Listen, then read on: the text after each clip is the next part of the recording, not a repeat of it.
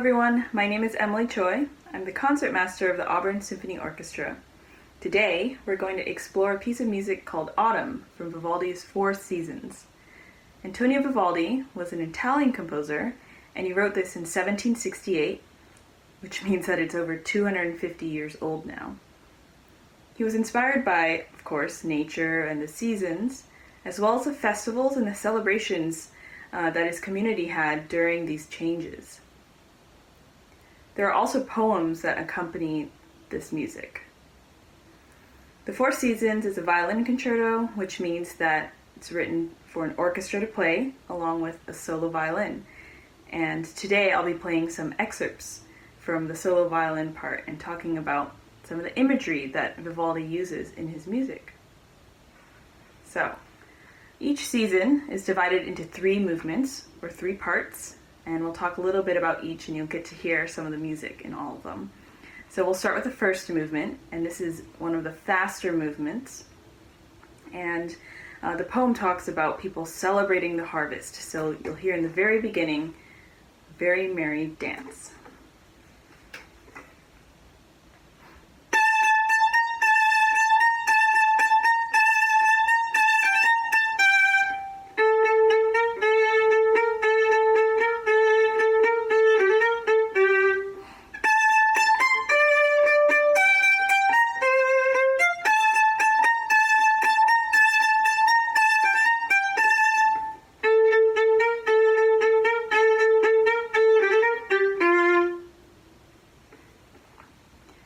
And then you'll also hear some very, very brilliant violin passages. They're pretty show-offy. They're also pretty difficult and fun to play, I guess. But these are sort of like everyone's celebrating and shouting in happiness that, they've harvested all these wonderful crops and they can just celebrate.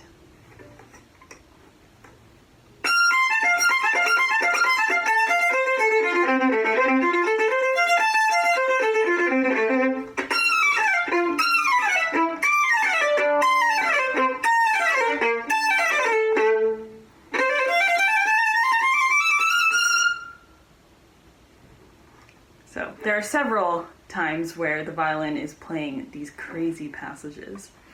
Now, towards the end of this first movement, you'll hear a slower section, and that's actually when everyone has celebrated so much that they're out of energy and they fall asleep.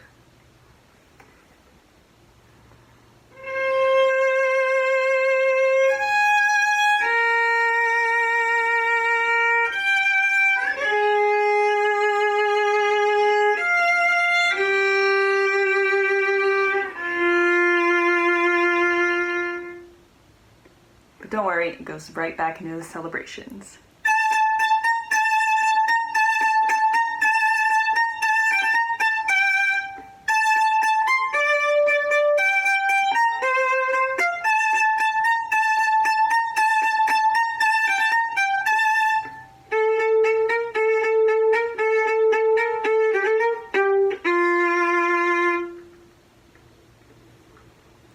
Now the second movement is one of the slow movements of the 3. Well, it's the only slow movement, actually. And you'll hear it's just very quiet and peaceful, and this is because everyone is taking a nap.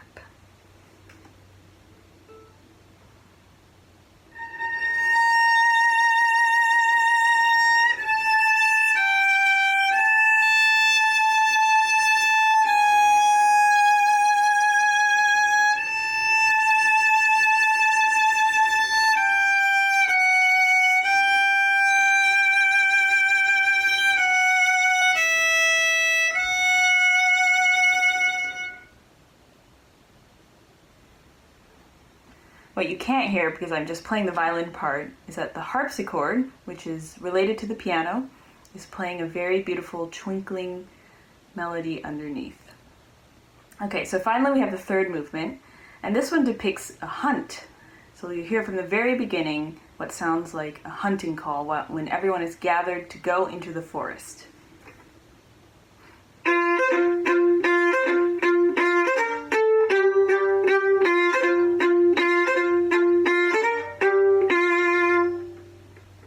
everyone's going and they're very excited.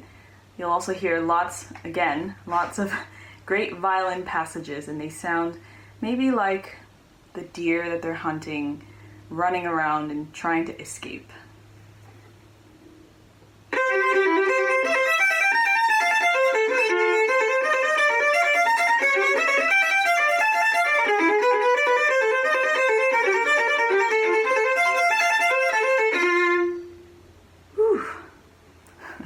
So you'll hear a lot of really fast running passages. Finally, we run out of energy and the hunt is celebrated at the end.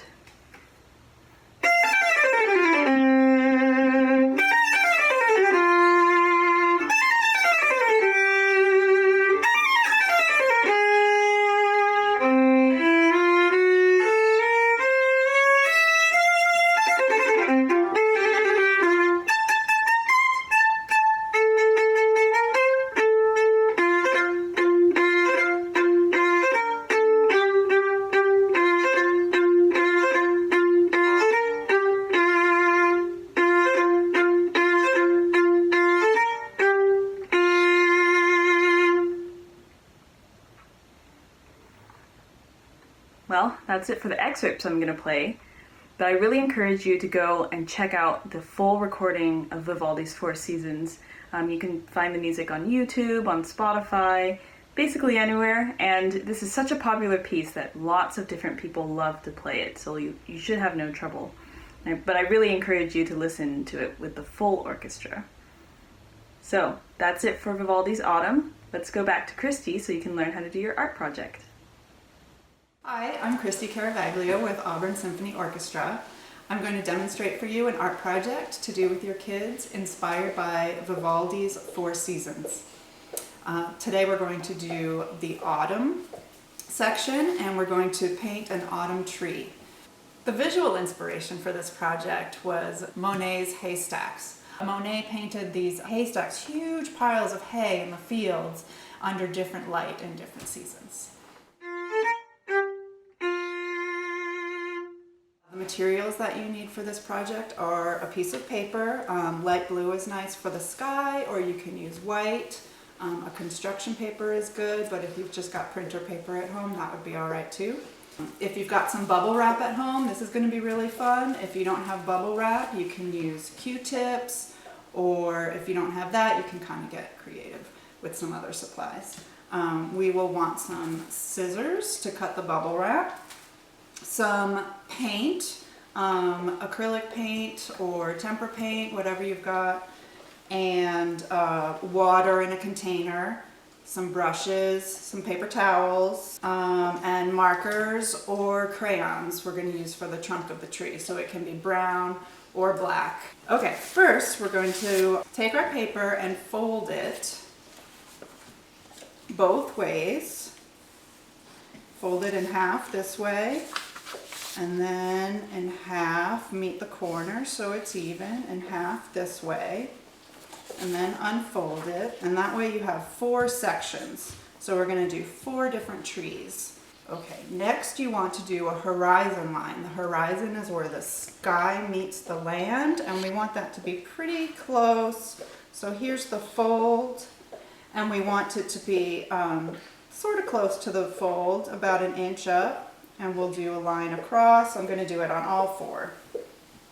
So that's where our horizon, and then our tree will sit on the horizon. Next, we'll draw the branches of the tree. So how I like to think of it is you want, the branches are going to be large, medium, and small. So the large will be the trunk, and that comes up and kind of tapers. And then we want some medium branches going kind of out at a diagonal. And then the small branches will be from those medium branches, and they can kind of fill in the shape of the tree. So I sketched it out with pencil, and then you can go back in with your marker or your crayons. And we'll make this tree. We'll give it some branch. See, I'm not even following my pencil lines, but the pencil lines helped me know kind of give me an idea where I wanted the branches to be.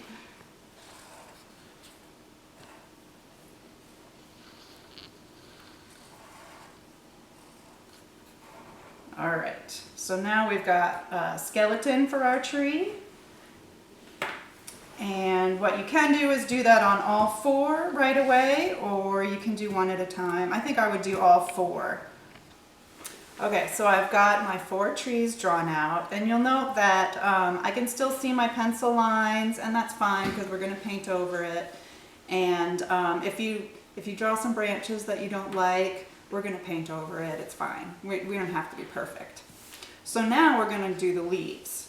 What you want for this is a paper plate, a little bit of yellow and a little bit of red, because red and yellow make orange. Red and yellow are primary colors, and they mix to make orange. We could mix it a little bit at first. I think that would be fine. I'm just going to do a rough mix here. That's an orange. So I'm going to get out my bubble wrap, and I'm going to paint, actually a big brush would be good, but I'm just going to use this one. I'm going to paint the color onto the bubble wrap. Now you can do this with different ages of kids, with little kids, kindergarten and preschool and the primary grades. Just some red and yellow will be good. Okay, so you've got the paint on the bubble wrap, and then we're going to stamp it onto the tree like this. Ooh, that's so cool. Look at that. And then you don't even have to rinse off your brush. And let's do a little bit of yellow, and that'll give you some variety of color. Can you see what I'm doing? Sorry. We'll do a little bit of yellow. Now for the older kids, you can talk about form. Shape is flat and form is three-dimensional. So you can think about if the light is coming from above, then the lighter colors will be from above. So we'll do some of the yellow kind of higher up on the tree. And you don't want to smush it around too much, I'm figuring out right now. If it's just one stamp, then you get those circles a little bit better. And then we'll do the red can be the darker part. Put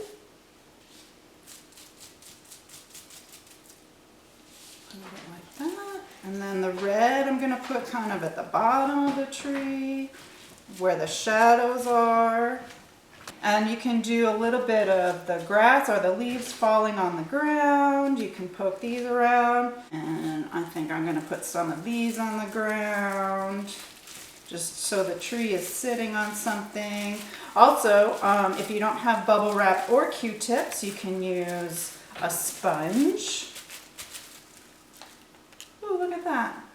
That's the autumn tree. You can, if you've got room, if you're doing this, on a whole piece of paper, you can draw on some clouds or birds if you like. So there's lots of ways to do it. And now we can do, you're wondering why we have 4 trees? We can do 4 seasons. So autumn, what comes after autumn, we'll do winter. So I've already got the tree, and all I need for winter is some white. Let's do this one with just the Q-tips. You can do the same thing with the bubble wrap, or your sponge, or your paintbrush, or a pencil eraser, but I'm going to do this one with the Q-tip. So I'm just going to use white and give this tree just some, I guess the snow has landed on the tree and it's kind of snowy.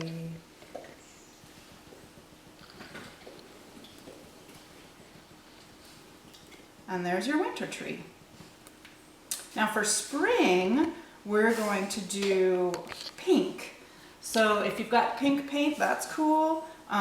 Pink, we can make pink with red and white. So I'm going to grab a different brush, and you want, when you're mixing something with white, you just want a little bit of that other color with a lot of white. So we'll mix some of that. Put that on the bubble wrap. I want to check the bubble wrap. I want the bumpy side of the, there's a bumpy side and there's a smooth side. So I want it on the bumpy side so you get more of those circles stamped on there.